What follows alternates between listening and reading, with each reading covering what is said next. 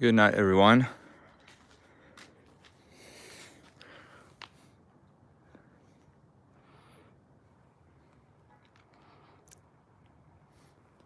I'm getting a notification that my channel is live. Funny. So, good night, everybody. As you can see tonight, as I decided to do some, low-tech astro imaging. So, this is a very cheap Celestron SLT 130, and I just set it up on my mount here. Aim it currently at Regal star, which is the one we can see here. I did had to, to improvise because the weight of the camera is so large that I have to, I kind of had to tie this rice there just to balance the weight. But in any case, I'm very interested in seeing how this would look. So I'll have to wait a couple of minutes because this is so close to the mount, and I want this to aim at the Orion Nebula, so I need to wait a few minutes until it gets a bit lower. But essentially we are ready to go. Oh, sorry, my finger there got into the camera. Anyway, this is my setup for tonight, and it's just my regular computer, but and my regular camera, of course. But this is a very low tech. Actually, this is my first ever telescope that I bought. I mean, the previous one I had when I was very young, and I built it myself. So this one is the first one that I bought, and it's very cheap. It cost me, including the mount, it cost about $200, $250. And I used it at first mainly to look at planets and the moon, but later I started imaging planets, and then I figured out that I wanted something more serious than this one, and I bought my next telescope. But this is still a very good telescope, and I think the reason I bought a bigger and a better telescope than this at the beginning is because I wasn't yet enough experienced. So I didn't know what I can do with this thing, but I'm guessing tonight we'll find out, right? I just want to mention I never imaged with this one before. Never tried, deep space. This is the first time. I did have one issue that is easily resolved, but because I don't have the proper tools now, I can't resolve it, which is the back focus here is very short. So at the beginning I wanted to connect this off-axis guider with a camera to help guiding, but because this is it's just too wide and I couldn't get the focus, so I removed it, and I guess we'll do some non-guided imaging, which is also kind of cool to see what's the result we can get without guiding with this cheap telescope. So yeah. So now, as I said, we are pointing at Regal. I didn't even polar align the telescope. I mean, I just set it on the ground in a position that I thought was pointing to the North Star. But as you can see, the guiding is pretty good. The tracking, the native tracking of the mount is pretty good at this point.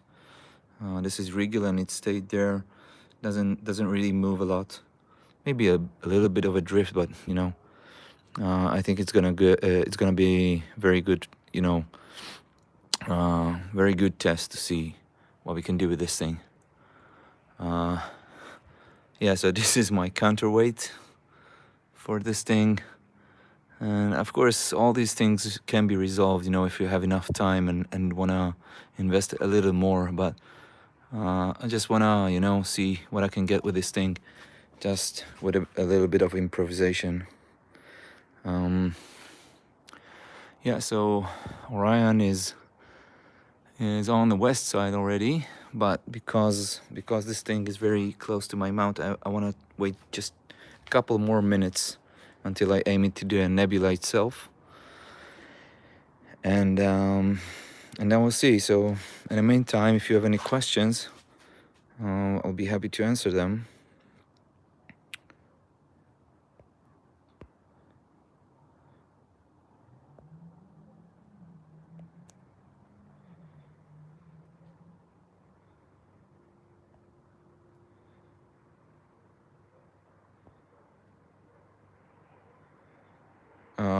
Yeah, so where I am in Israel, in my backyard.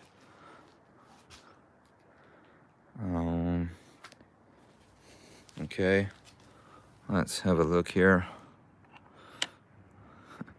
By the way, the cool thing about this thing is I never really imaged with the Newtonian before Deep Sky, so I forgot about these things, these spikes, which are, I mean, I don't like them all the time, but they're pretty cool sometimes. So you can see these cool spikes on bright stars, and that's one of the things that we're gonna see probably a lot this night. It is fairly collimated. I mean, I haven't collimated it today, but the last time I used it, I did collimate it. So it is collimated fairly again, because I haven't moved it a lot.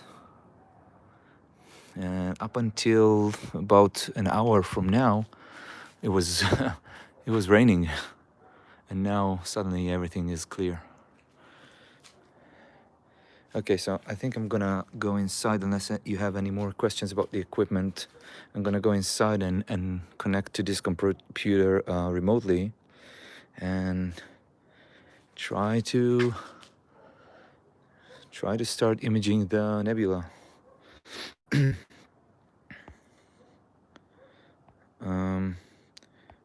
I want to try and start doing. Okay,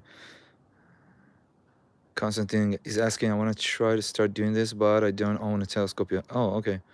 So is it possible to take some images of deep sky objects with a telelens? Yes, of course. Of course. It all depends on how dark the sky is, and even if they aren't that dark, you can use narrowband filters, like an H alpha filter. No, it's not peanut butter, but it's rice. It's just rice. Rice and some I don't remember how you call them in English. Just these small beans. Yeah, I had to do this because the camera is a bit big.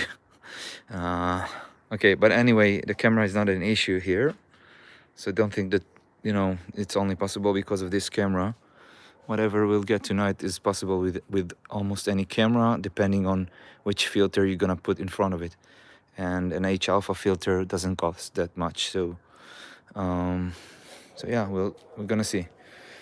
You know what? I think I'm gonna tell it to go from here and not from inside, because I want to keep track of this thing and see that it doesn't collide with the mount.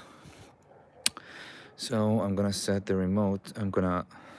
It's not something that I used to do a lot, but this time I'm gonna use the remote to go to my target.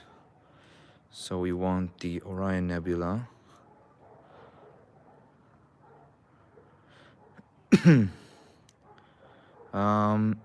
Yeah, I mean, you can look for ZWO H alpha filter on Google, and you're gonna see what I mentioned. Okay, sorry, Orion Nebula. So I'm gonna click enter, and then we'll look here, and if it's going close, I'll manually stop it. Okay. Wish me luck. Yeah, it is pretty close. It is pretty close. Um, I think we're gonna have to wait a few more moments. It did move, and I think it's close, but I think it's best if we wait just a few more moments. So in the meantime,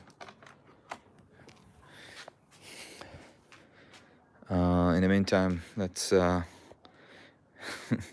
take advantage of this time to answer some more questions. Can you show some examples of the filter? Oh yeah, I've already answered that, but I mean, it's just very small and round filters.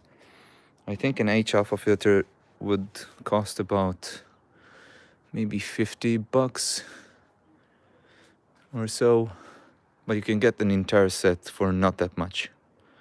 An entire set, I mean, an H alpha and oxygen 2 and sulfur, sorry, oxygen 3 and sulfur 2, which are the filters that most of the Hubble images uses.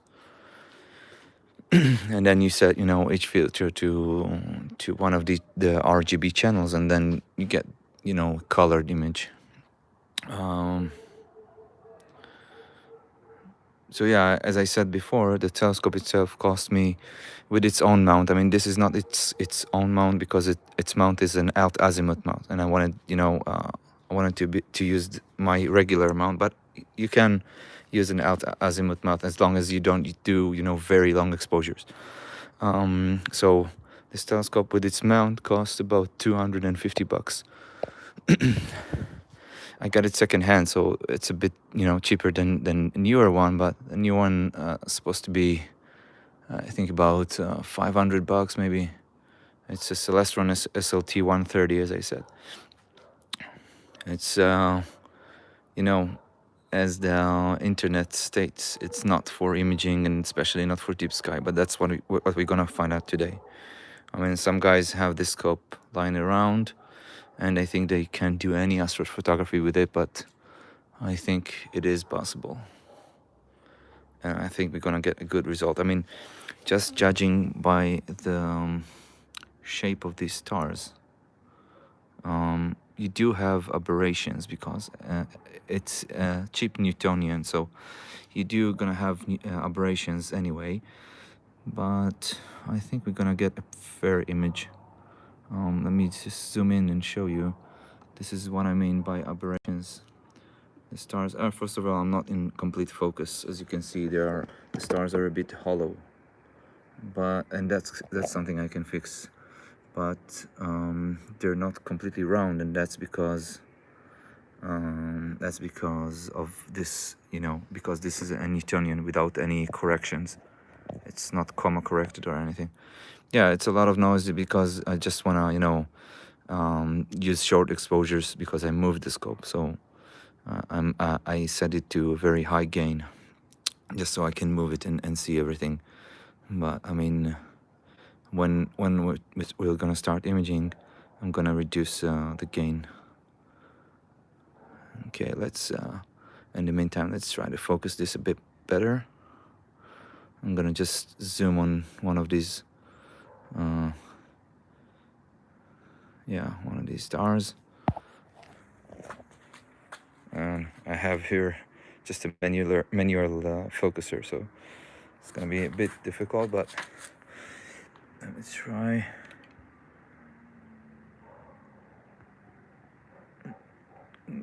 Yeah, I think this is a bit better. Okay, let's zoom back out again. Yeah, it's definitely more focused now. Okay, should I try the nebula again? I mean, I'm kind of scared of it. Let's give it a try.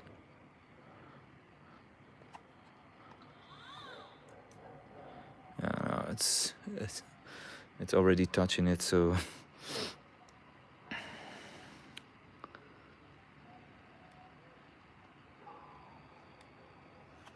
okay, let's try to aim it manually.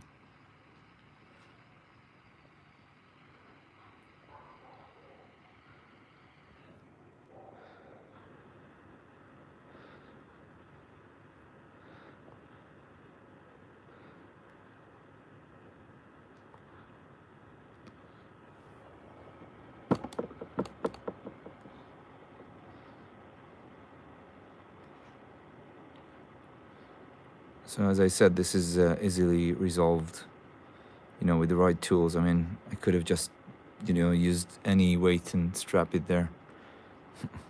I guess I wanted to be just a bit more original than usual. Yeah, honestly, I don't really know where I'm going, so let's go back and try something else. I think because I stopped it, that I messed it a bit. Okay, let's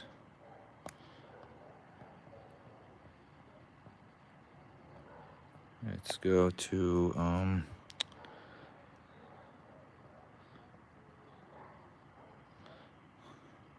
oh, I want stars, named stars, and then, well, try to go to Regal again.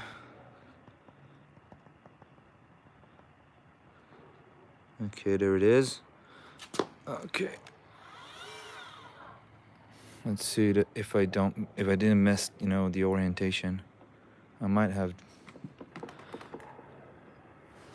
What the hell? Yeah, okay, so orientation is good. I am getting to Regal again. I think so. Okay.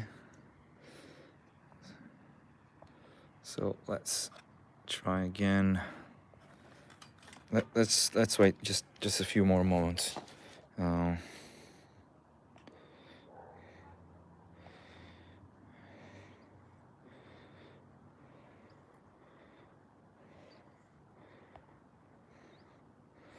Okay, question. How did you get into observational astronomy? Tell us more about the telescope you built.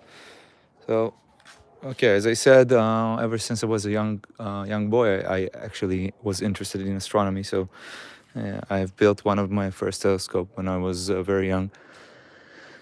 And, you know, years went by and you got, you know, a lot of things on my mind with the job and everything and life. But then I just thought one day, you know, telescope's probably cheaper now. let's look for one and buy something secondhand. And that's what I did. So this was my first bought telescope. So I don't know if I can show you because it's very dark, but okay, this bright star is Sirius, of course, and this next one, this is Regal.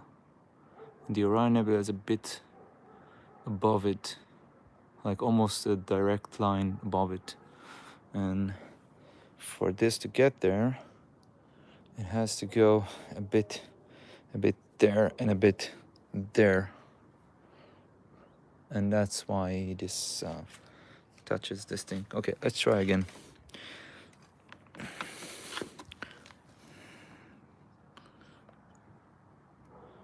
Okay. Oops.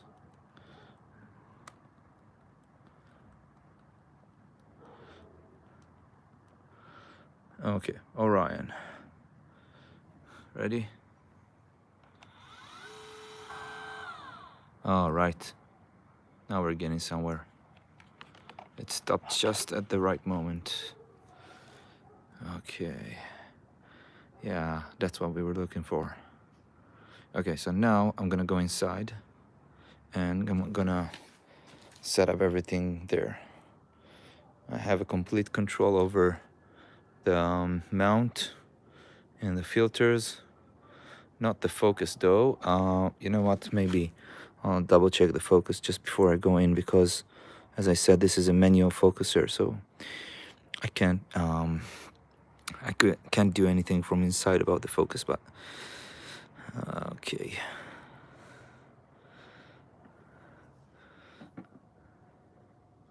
So I just switch filters now, and I'm gonna move this a bit to the center. Oops, I think, yeah, it's way too fast.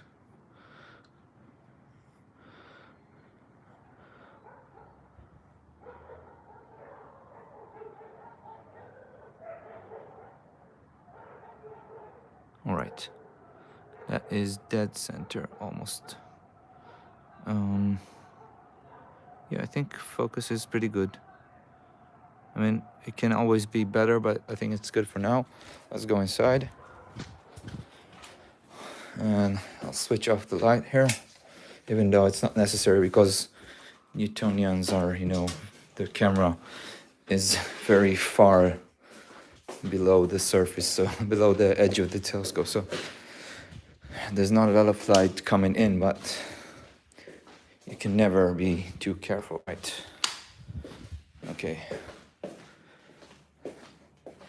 So I wasn't planning on doing this live, so nothing is really prepared. I just set up everything 20 minutes ago. Okay.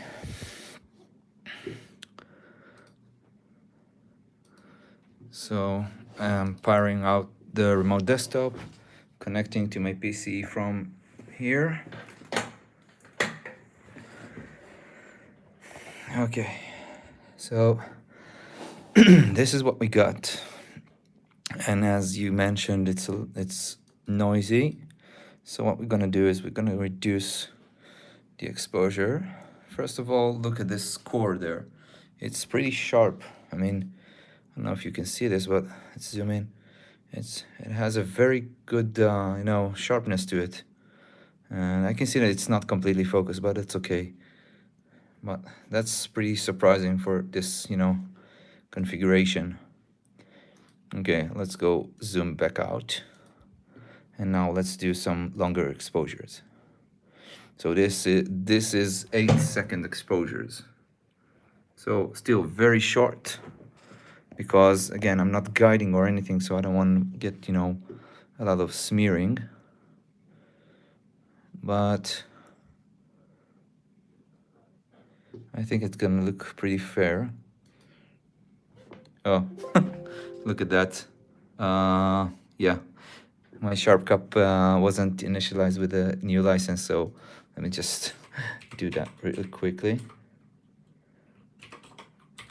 As I said, I wasn't really prepared for this. Yeah, okay, I need to find the license. It's gonna take just 1 second. I'm just powering up SharpCap in my local computer, just to get the license from it. Okay. Oh, there's an update for SharpCap. That's cool.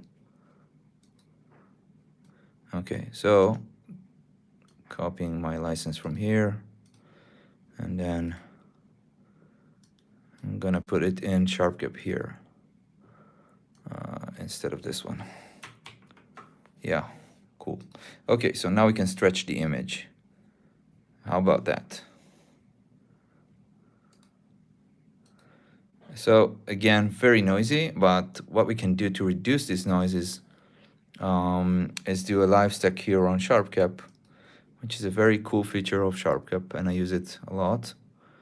And it helps you see, what is possible to get with your current setup just before, the final processing. So I raised it now to 16 seconds. I just want to see if it is possible or not with this, with my current tracking, because as I said, I didn't even polar aligned it very well. So it looks fair, I guess. Okay. So now I'm gonna click the live stack and let's clear the previous one. Okay.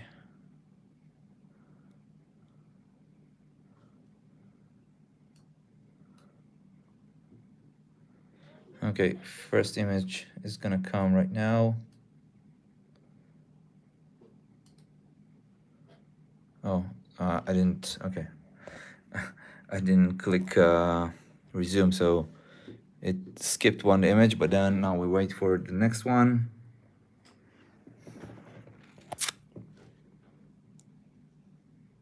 All right, it's a bit overstretched. Let me reset that. Okay, so this is the first image. No, I'm not using auto guiding because I wasn't able to get to the to the focus. I wasn't able to get focus with it because there's not enough back focus there. Another thing I forgot was to change this to 16 bits, and that's gonna help a lot with all the details in the background because now we can't see all these details. It's just dark for us. If I go over to 16 bits, I'll get better details, but let me just do one more thing here that I forgot is turn on the cooler. This camera comes with a cooling, a tech cooling, so it will be able to get to minus 20 degrees, and that will reduce a lot of the noise. Oops, sorry. Okay, so I'll stop the live stack for now. Let's just wait for the camera to cool down. And when it cools, you're gonna see that this image will become, a lot less noisy. It's gonna take a few moments. Now it's at about 6 degrees already.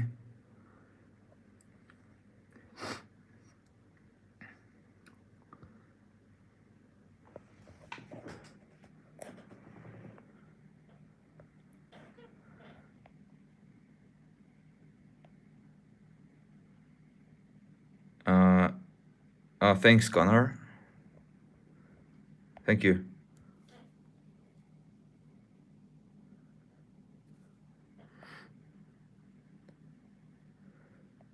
Thank you, Eric. Yeah, and because of the all the lockdowns and all that, I really invested a lot of in solar imaging, because this is one of the few things I can do from home because my sky is very bright there.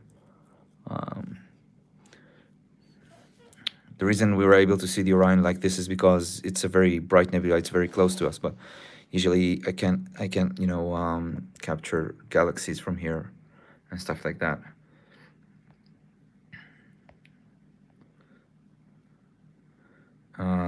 Theodore asks how many telescope I have. So currently I have 3. I would say 3 that are reasonable telescopes, and one very cheap guiding scope which is meant for guiding. So I don't capture anything with it.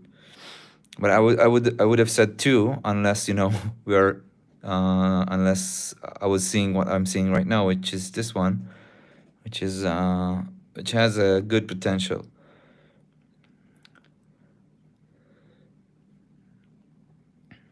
Okay, it looks in the camera a bit burnt in the middle, but it's not. As you can see when I'm getting close, it's not completely white there. It's just the iPhone camera trying to balance the luminosity. Okay, so we are at about minus 15 degrees. That's enough for us to start the live stacking. Okay. So each of the images that will be added to this stack will reduce the noise a bit more because it's gonna average it. It's gonna stack one image on top of the other, and the noise will be reduced. All right, so here you can see the amount of frames stacked every 8 seconds. Yeah, I reduced it to 8 seconds because I don't need more than that. But every 8 seconds there's gonna be another frame stacked here. And the cool thing about this is that, first of all, I can choose which frames to include. I mean, if the frame doesn't have that a good focus, or there was wind or something, then I can set this threshold there, and this line will reject the frame. And another cool thing that I can do here is this thing knows how to align the frames using the stars. So now it's not aligned, and then you see that the stars get smeared and get longer and longer each frame. So what we're gonna do now is we're gonna click align frames, and that's gonna find stars, and we'll try to align frames using these stars, just to put one star over the other, and that way it will stack the frames in a better way. Okay, so we need to fix a few things here for this to work, because it needs to have at least 15 stars to align, and now we only find 9 stars, but that's not the case. I mean, we can see a lot of stars there. So but when I unstretch the image, we can see why it doesn't find any stars. So what we're gonna do is we're gonna give it a little bit of digital gain, so to help it find more stars. And now let's see. Okay, so now it got a few more.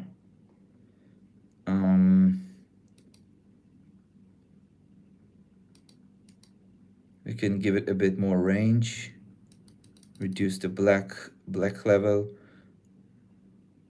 and now it start giving us this warning that it might think it might capture noise as stars, but that's okay, because we're still at a minimum star width of 2 pixels, and noise is usually just 1 pixel, so I think it's gonna be okay. So now I'm gonna clear the image and start the stacking again. Hopefully this time the image will be a lot clearer. So deleted everything. All right. So now if it won't succeed in aligning, it will say, frame ignored. And if it will succeed, as it did right now, then you're gonna see that the frames are stacked.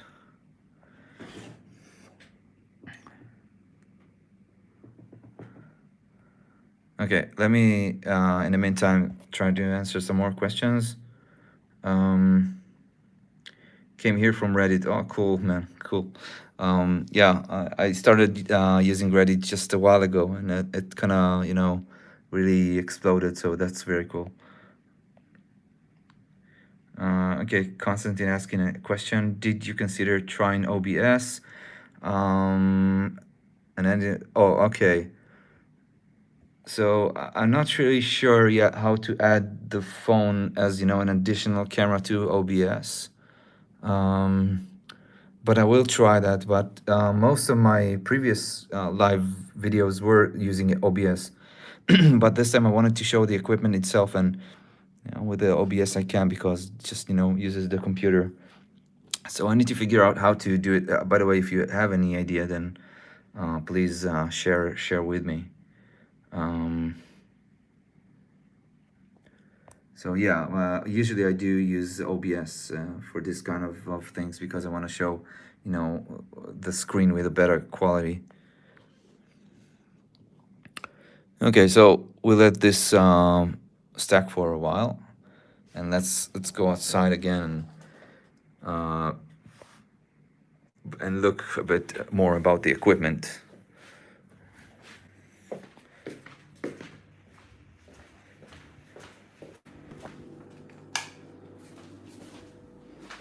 I hope I don't ruin the pictures with this light.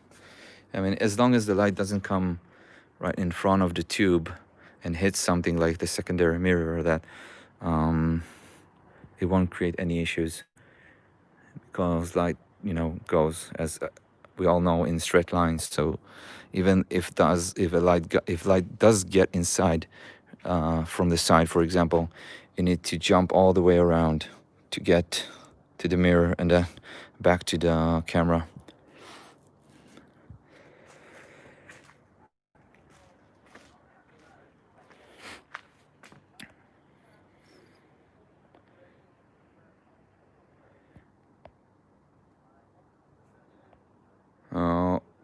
Another question.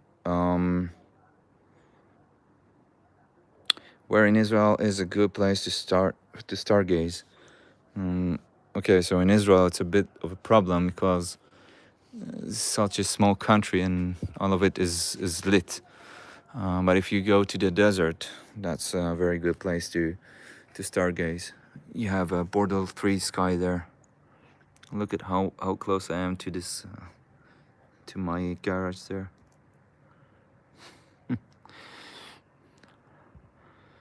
So maybe after we finish with the Orion, I'll go to the Rosette Nebula or something, you know, considerably bright, just to see what I can get with this. I think I'm gonna, you know, I'm gonna get a few hydrogen alpha images and then a few oxygen images to create a color Orion image, and I will post the results later on my Instagram. Yeah, Mitzvah is a good place to stargaze. I mean, you need to drive a bit south from there, or a bit west from there, just to get, you know, far from the lights of Mitzvah Ramon itself. But it's a good place, a lot better than here. I'm in Netanya, so it's the middle of the country. Okay, so let's look at this thing, okay, from end to end. So this is a Newtonian telescope.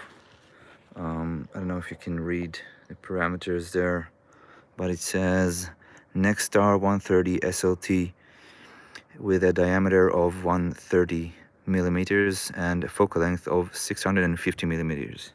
Okay, so that's the scope. It's not a long focal length, so it's good for deep space. As you can see, the Orion Nebula fits very easily inside this camera. The diameter is okay, I guess. It's a bit small, but it's a lot bigger than, you know, all of these expensive refractors that everybody buys.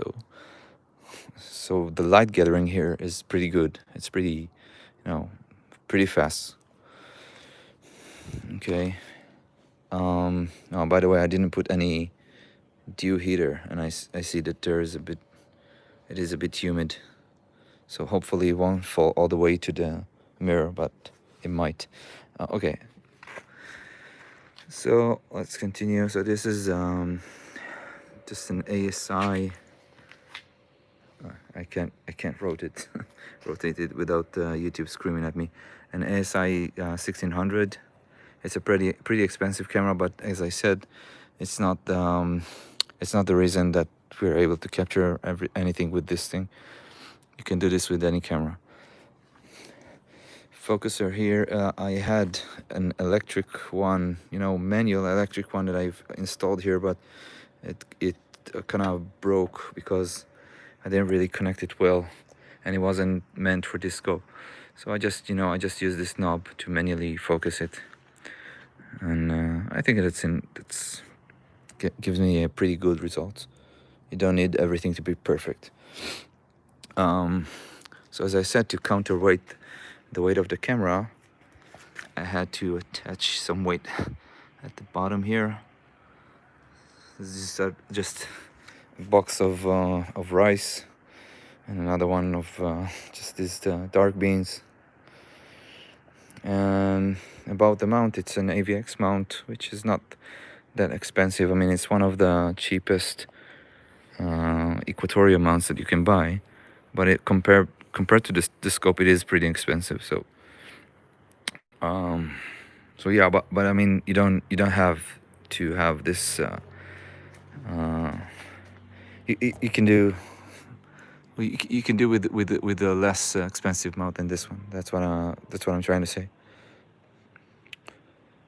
All you need is a good, you know, right Ascension tracking. And by the way, I'm gonna release a new tutorial about mounts just very soon. I mean, in the next day or so, hopefully maybe tomorrow. And I'm gonna talk about a lot about, you know, what is equatorial mounts and what is right ascension and declination and all that. I'm gonna explain it, hopefully good enough for everyone to understand what to look for in mounts. But just for the sake of this video, so the right ascension is this axis, which is pointing towards the North Star. So all you need is a mount that can track on this axis, rotate at the speed of the sky, and and that's gonna give you pretty good results in you know, up to 500, 600 millimeters of focal length. Above that, you probably want, you know, something more accurate. And of course, it helps if you can connect it to a computer and give it, you know, guiding instructions and correct it. But as you can see now, I'm not using any corrections. My guide scope is is here, disconnected. I didn't connect it because I wasn't able to get focus because of the width of it. As I said before, there are solutions to this. You can either reduce the focal plane there, the focal, the back focus there, but you can also get a very, you know, short telecentric Barlow lens, and that's just gonna extend the focus a bit. Just, you know, you just need something, you know, very small Barlow, not something that's gonna magnify the image by 2. Something less than 2, just to extend the back focus a bit, because I was missing just a few millimeters. That's all. I mean, even after I removed this thing, which is about 1.5 centimeters, I still have this silver width there, which is probably 1.2 centimeters. So that's what I was missing, about 0.3 centimeters. Anyway, let's go back inside.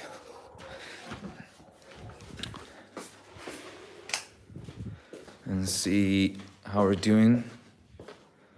I think it got a lot clearer now.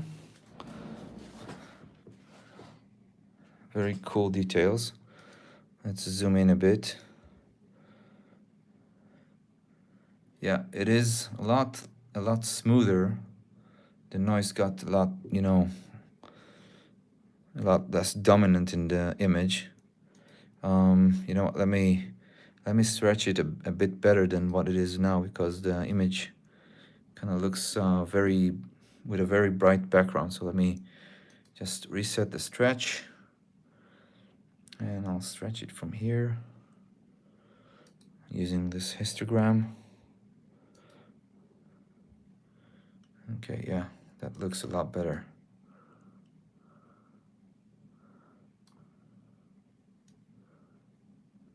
All right.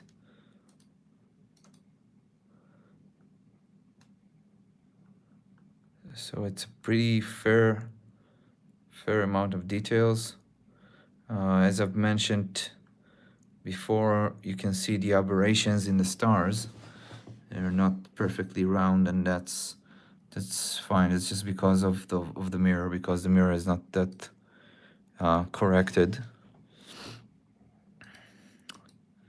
So, by the way, the reason I know I'm fairly collimated is because all the aberrations are pointing towards the center. So that's a good way to know if you're collimated. I mean, let me show you. This no, I don't want this one. Yeah, this star is elongated in this direction, and this one is in this direction, and then those ones are in this direction, and the bottom ones are pointing here. So because everything is pointing to the center, we know that we are collimated. If we were, for example, pointing here, then the secondary mirror would need to be corrected in order for this to get to the center. So that's just one way to know if you're collimated during capturing. And if I look at the center here, which is here, you can see that they're almost, you know, perfectly round. And of course, I mean, we have some drift because it's not perfectly polar aligned and all that. So that's also one of the reasons that there might be a bit, you know, a bit elongated start. But I think it looks fairly good. We can see the drift, by the way, here. At the top here, we can see this, you know, dark line. It's because every time it aligns a new image, because of the drift, the images go a bit, the object goes a bit up, and so every image is gonna go a bit down, and that's why there's this dark area here. So yeah, we have some drift, but that's you know, not catastrophically destroying our image.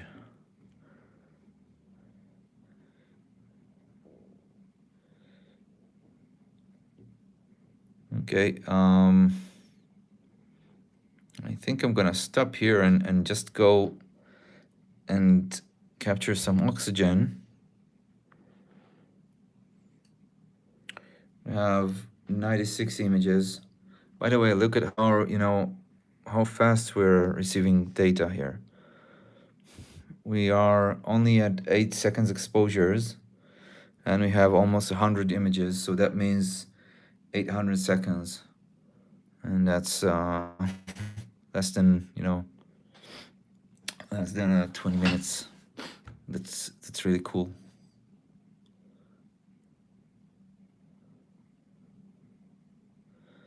So next time, you know, anyone tells you that you need very expensive equipment to capture nebulas, and now you're gonna have this proof that you don't, right?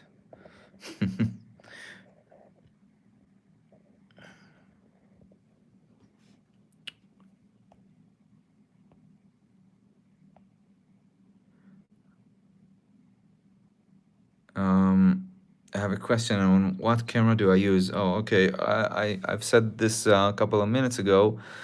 In this case, I'm using an ASI 600, 1600, sorry. ASI 1600. It's my only deep space imaging now, because I had ASI 264 and I 294, and I sold it because I don't really need it. So it's my only camera, and it's pretty good. I mean, it's good for two main reasons compared to my previous camera. So one is that it has two fans and a big cooler, so it can cool very easily to minus 20 degrees, as you can see here. I mean, it's pretty hot now. It's not that hot, but it's, compared to this, it's pretty hot. It's about 16 degrees outside, so minus 20 is like minus 36 below ambient. So that's one reason it's good. But the other reason, it's because it has an internal filter wheel.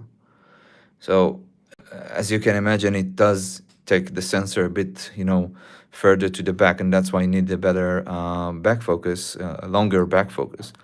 But the good thing is that I can control the filters from here. You can see, I can tell to go to, now I'm currently using hydrogen alpha, but I can go and change it to any of these other four filters from here without, you know, touching the scope and all that. And of course, it's better because you can automate it. You can use software imaging software like Nina, for example, or SGP, and automate the, you know, switching of filters and all that.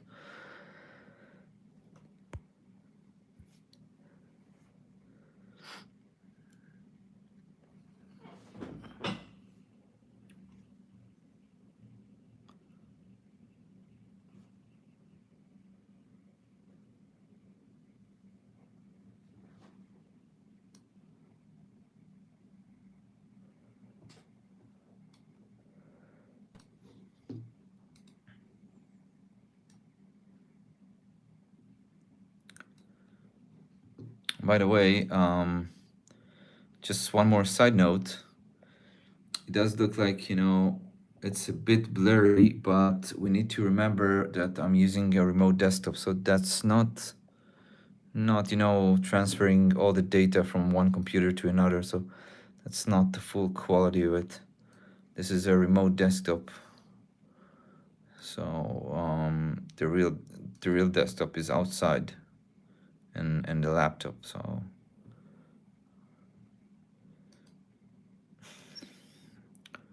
okay, this is really zooming in just to see if you have any issues there.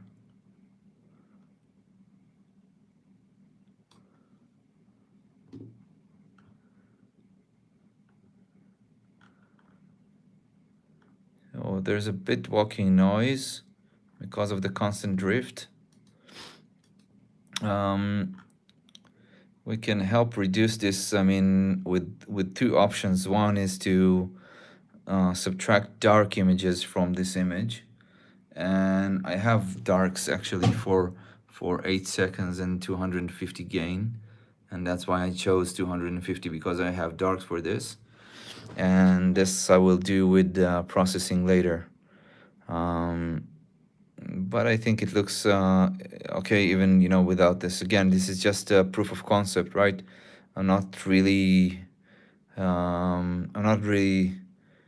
trying to do my best here. I'm just trying a proof of concept that you can do this thing with this telescope, and that's enough. By the way, we can even see the Running Man Nebula down here. This is the Running Man. I wasn't planning on getting both of them in the same frame, but it just came out that way, so that's pretty cool. Okay, so I think I'm gonna stop here. 133 frames of 8 seconds. So I'm gonna save this stack. It's saved. Let's go check it out and see that it also saved all the raw frames. So yeah, these are all the 134 frames. And now I'm gonna clear this. And I'm gonna write here Orion 03.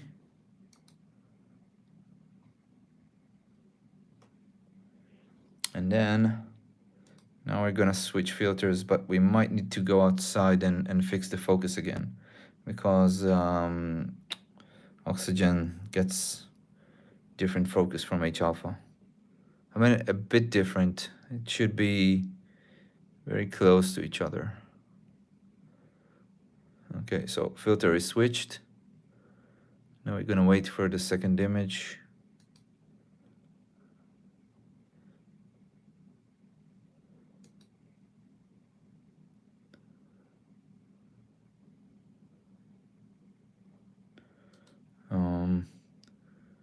I think I might place the oxygen filter in a different place, so I'll just quickly go over the filters to make sure.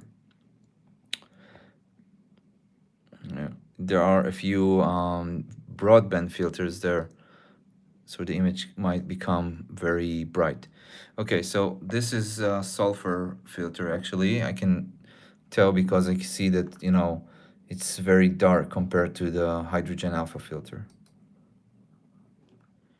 So you can see the center of the nebula is a very dark compared to the previous one. Okay, so we're not looking for sulfur image. Let's continue switching filters until we get to the right one. I think this one is the green filter. Yeah, it is the green. As you can see, the sky is very bright in green, but the nebula is not. And that's why I know it's the green color. And now we'll get to the final filter.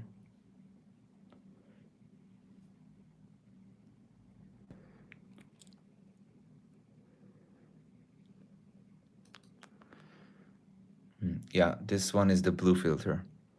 And you can see that because of the bloated stars, they look a lot bigger.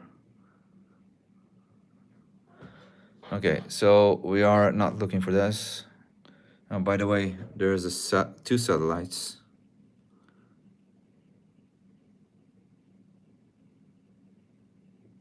They're moving comparably slow. So every 8 seconds exposure, they move a bit to the right.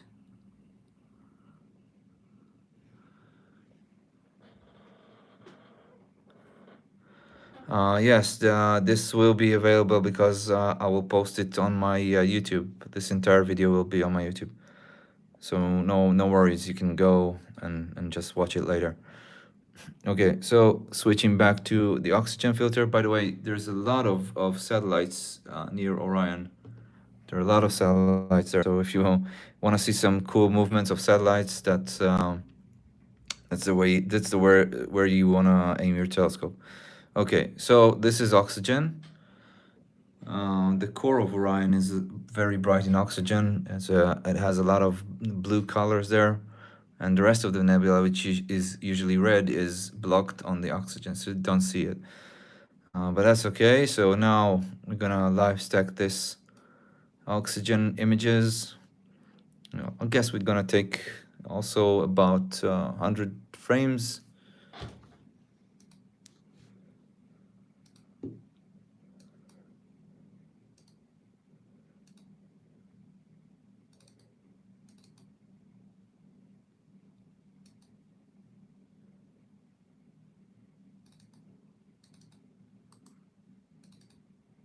Okay, for some reason it didn't create a new folder, so let me see what's going on here.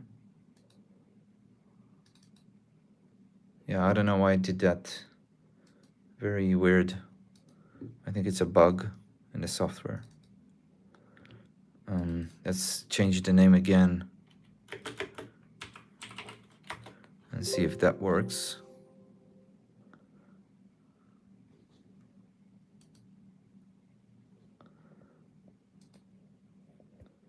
No, it's not working. Okay, I think I'm gonna close SharpCap now and start over, because it doesn't save the individual frames, and that's that's something that you always need to make sure when you are using all the imaging softwares.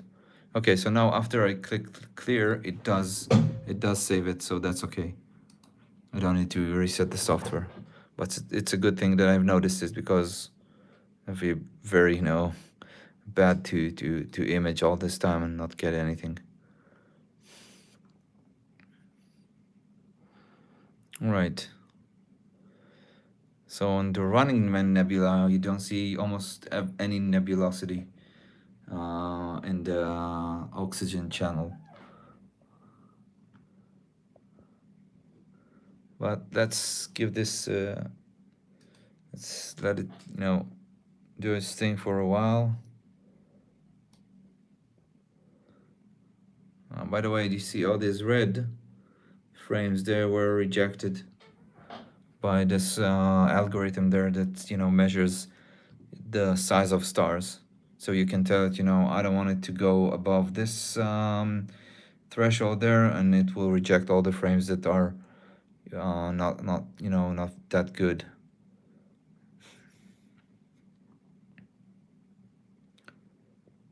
Okay.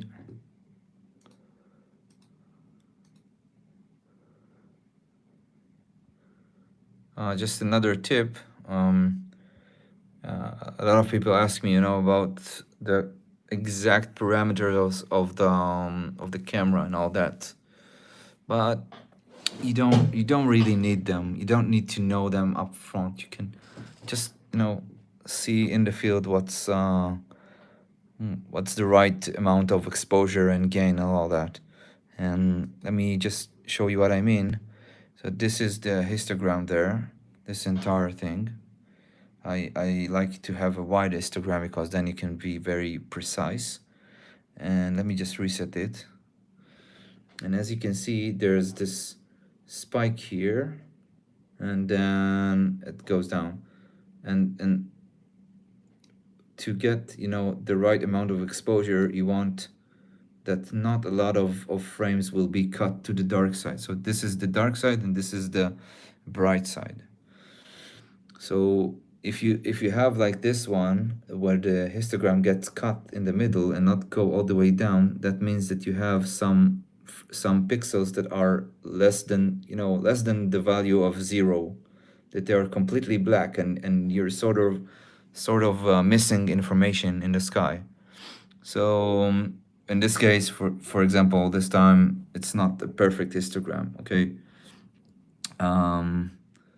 But most of the pixels are inside, as you can see by this spike and all this area here. So it's not that bad, but in order for this to be perfect, you want a bit more exposures. Like you want this spike to be a bit disconnected from the left side, and that will give you the right amount of data. So you want, you know, as short exposures as possible with this disconnected from the left side. And the reason you want short exposures is because you don't want, you know, things to move and the wind to ruin the frames. Because every time you do long exposures and something moves, you get, you know, smearing of the image. So you want as short as possible, but yet to this be for the histogram to disconnect from the left side. If I raise the exposure, everything here will move to the right. And if I lower the exposure, everything will move to the left and we'll lose some information. So when I stretch the image, you're gonna see that, you know, this middle line is getting very close to this area here. Most of the image information of the nebula is in this place. And the reason there's this spike is because of the sky glow. So most of the pixels, because, you know, the frame is mostly nothing and not nebula. Nebula is just, you know, a very small part of the frame. So most of the pixels are here. And as you can see, all this gray area here is those pixels. Okay. So if, for example, we want to, you know, just darken the sky without darkening the nebula, then we'll take this bar here and move it after this spike there, after all the sky pixels. And that will create, you know, a darker background, but still keep the nebula. But I mean, this is best done, you know, with the processing itself and not like in during capturing. So this is just for visuals, just to see what I'm getting, not to actually process the image.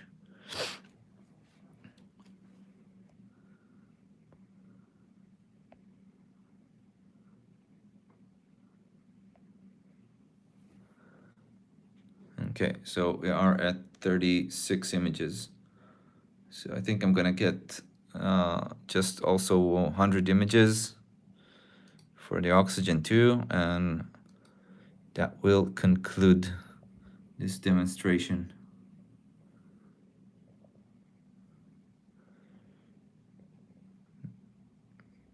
I might continue this, hello, I might continue this live session on Reddit because I promised a few people that I will.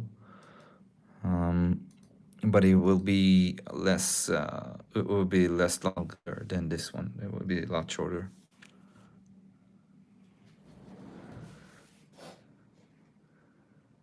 You know what? Maybe I'll do it simultaneously. I have another phone.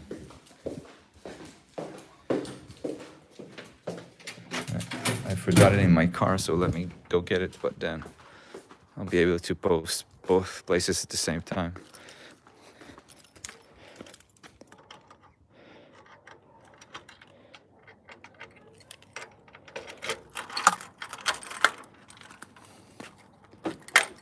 Wow, look at this. Everything is wet.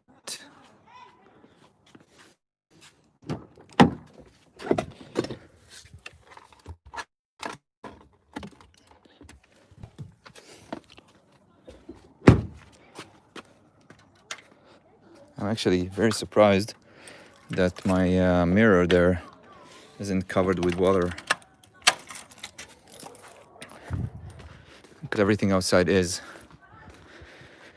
But that's the good thing about Newtonians, that the mirror is all the way to the bottom, and humidity doesn't go that far. I mean, eventually it will be covered with water. Oops. Eventually it will be covered with water, but that's also very easy to resolve. All you need to do is just put a heater down there where the mirror is. Yeah, it is winter here. As I've said, just before I started this live broadcast, there was rain. About an hour before I started. Okay, so what do you think?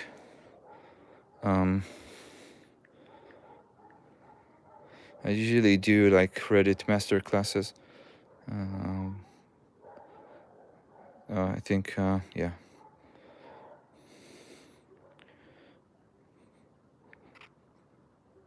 Well, I'm not logged in. Oops, okay. If you have any more questions, then now is this time.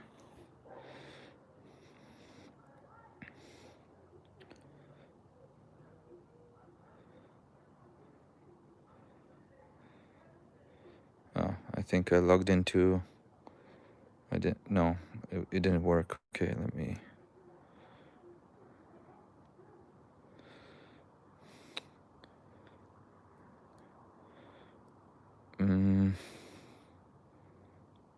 Yeah, okay.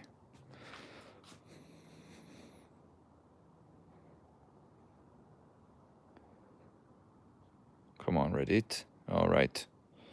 So this is my Reddit profile, by the way. I chose this thing because it looks like the sun, so it's pretty cute. 164 days old. Wow. Time does pass. All right. So RPAN, which means Reddit Public Access Network. Let's add a cool title there.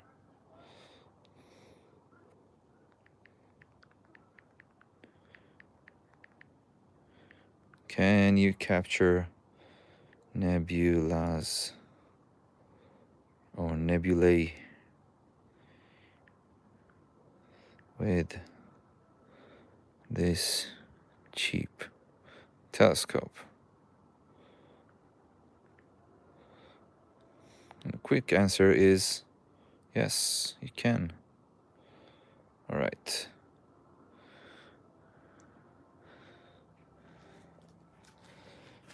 Okay, we're live.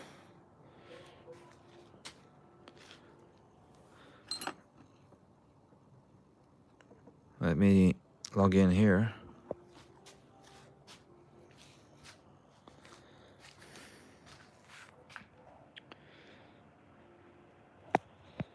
So let's see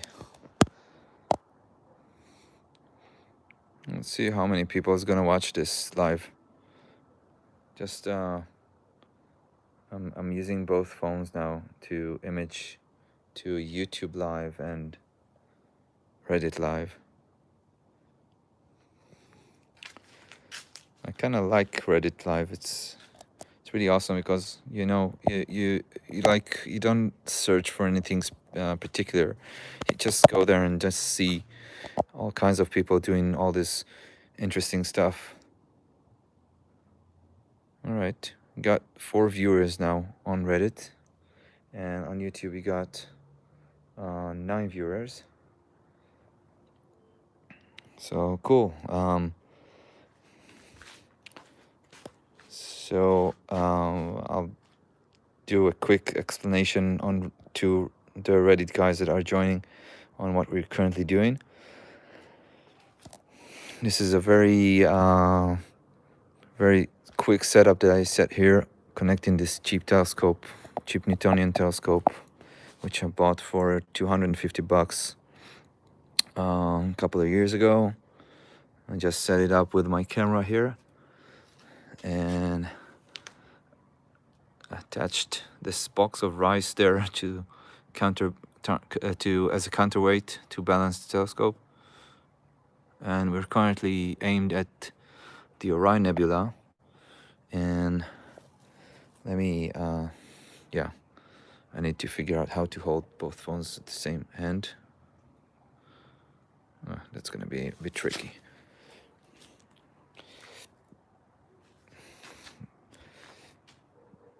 Okay, so this is the setup here,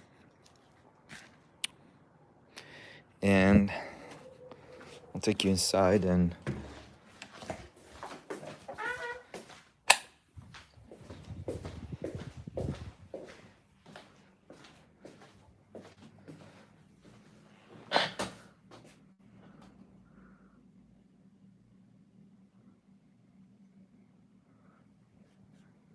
okay, so we have captured 91 frames of this center part of Orion Nebula, and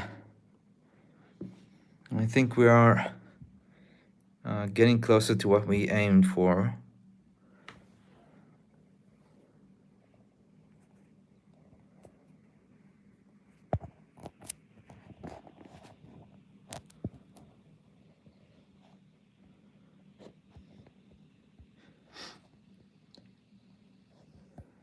And by the way, I played a bit Elite Dangerous today, and I didn't get to the Orion Nebula, but I've looked online and I saw people that did get there, which is pretty crazy. I mean, it's a very cool game, and you can actually, you know, go and visit all these places that you know that I'm imaging for real. So in the game you can go and see them, and the developers did a very good job there. And it's very awesome. I mean, the game is very realistic. I'm using this Oculus Quest 2 with his eyes at the front. I'm using this so I'm, you know, I'm playing this in VR, and it's pretty intense. I mean, you just feel that you're really sitting in there in the spaceship in the middle of space, and going to these planets and visiting these suns. It's pretty incredible. If you haven't played it, I you know, I can't state enough how much I recommend I recommend trying this game. It's pretty amazing. And so all these, you know, lights are of course suns, right? And in the game you can, you know, go through the entire galaxy and just look in every stars, and you can jump to any of them. That's pretty crazy. Each of them, you know, has its own planet system, and each planet has one or several moons, and you can go and see any of them. I can't explain it. I mean, but it's pretty crazy, pretty crazy.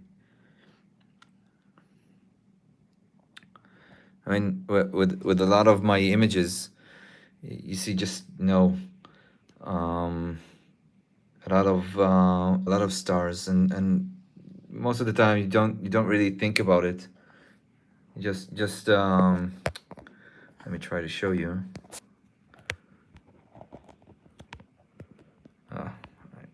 Really hard to hold both phones together. No, I think that's impossible for me. Let me just set this aside for a second.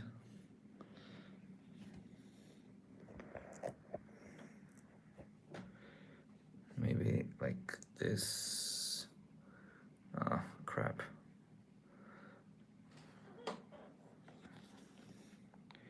Okay, I'll have to do this in another video, because this doesn't work that well.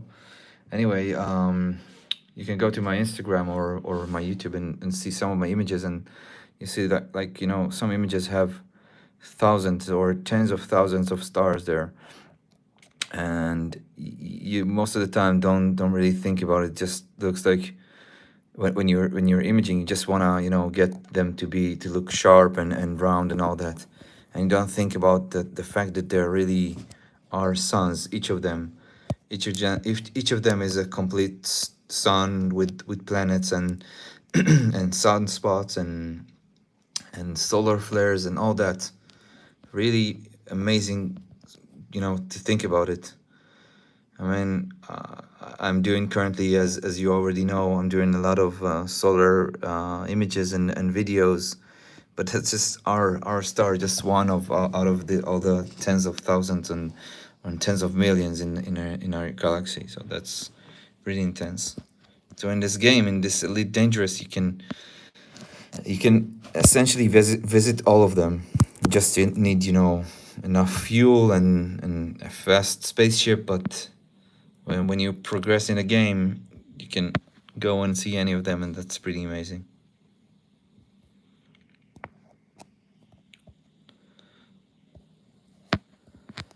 So maybe in the future I'll tape both of these phones together, so I won't, you know, want it to hold both of them together.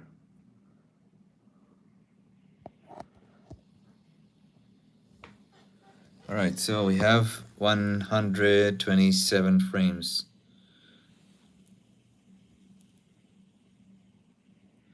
And I think that's gonna be enough. I'm gonna sign off on both Reddit and YouTube for now. And just a couple of things. First of all, if you like my videos, and of course subscribe to my channel.